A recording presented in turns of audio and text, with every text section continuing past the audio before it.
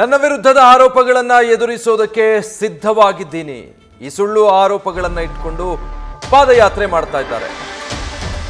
ಸಿದ್ದರಾಮಯ್ಯನವರಿಗೆ ಕಪ್ಪು ಮಸಿ ಬಳಿಯೋದಕ್ಕೆ ಪ್ರಯತ್ನಿಸ್ತಾ ಇದ್ದಾರೆ ಅಂತ ಮೈಸೂರಲ್ಲಿ ಬಿಜೆಪಿ ಜೆಡಿಎಸ್ ವಿರುದ್ಧ ಸಿಎಂ ಸಿದ್ದರಾಮಯ್ಯ ವಾಗ್ದಾಳಿ ನಡೆಸಿದ್ದಾರೆ. ಅವರ ಹಗರಣಗಳು ಬೇಕಾದಷ್ಟಿವೆ, ಅವನ್ನು ಕೂಡ ಎಕ್ಸ್ಪೋಸ್ ಮಾಡ್ತೀವಿ. ವರದಿ ಬಂದ ಮೇಲೆ ತಪ್ಪಿತಸ್ಥರ ಮೇಲೆ ಕ್ರಮ ಕೈಗೊಳ್ಳಲಾಗುತ್ತೆ ಅಂತ HDK, BSY, ಅಶೋಕ್ ಯಾರೇ ಇದ್ರೂ ಅಂತವರ ವಿರುದ್ಧ ಕ್ರಮ ಆಗುತ್ತೆ. ರಾಜಕೀಯ ಮತ್ತು ಕಾನೂನಿನ ಮೂಲಕ ಎರಡೂ ರೀತಿಯಾಗಿ ಆರೋಪವನ್ನು ಎದುರಿಸೋದಕ್ಕೆ ಸಿದ್ಧನಿದ್ದೇನೆ ಅಂತ ಮೈಸೂರಿನಲ್ಲಿ ಸಿಎಂ ಹೇಳಿಕೆ ಕೊಟ್ಟಿದ್ದಾರೆ.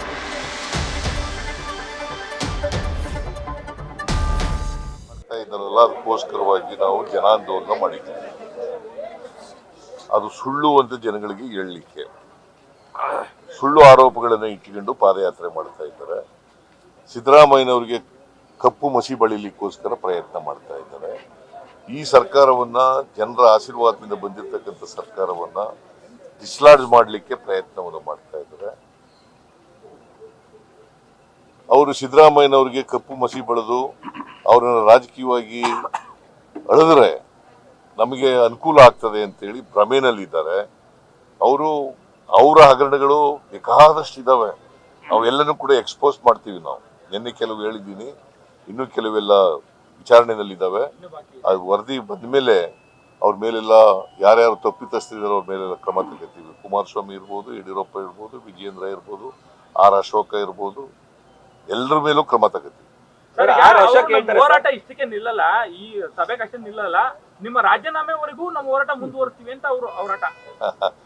ಈಗ ನಾನು ಇಂಥವಕ್ಕೆಲ್ಲ ಎದುರ್ಕಿರ್ತೀನ, ಇಂಥವಕ್ಕೆಲ್ಲ ಭಕ್ತಿನ. ನಾನು ಸುಳ್ಳು ಆರೋಪಗಳನ್ನು ಇಟ್ಕೊಂಡು ಪ್ರಚಾರ ಮಾಡಿದ್ರೆ, ಹೋರಾಟ ಮಾಡಿದ್ರೆ, ಈ ಸುಳ್ಳು ಆರೋಪಗಳ ಮೇಲೆ ಮಾಡ್ತಕ್ಕಂಥ ಹೋರಾಟ ಅದು ಸತ್ಯ ಗೊತ್ತಾದ ಮೇಲೆ ಜನಗಳು ಅದನ್ನ ಹತ್ತಿಕ್ತಾರೆ. ಪೊಲಿಟಿಕಲಿ ನೀವು ಇದನ್ನ ಹ್ಯಾಂಡಲ್ ಮಾಡಿದಿರಿ ಸರ್ ನಿನ್ನೆ ಸಮಾವೇಶದ ಮೂಲಕ.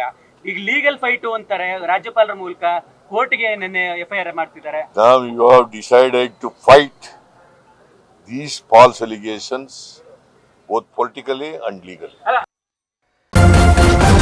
ನ್ಯೂಸ್ ಫಸ್ಟ್ ನಿರ್ಭೀತಿಯಿಂದ ನಿಮ್ಮ ಪರವಾಗಿ.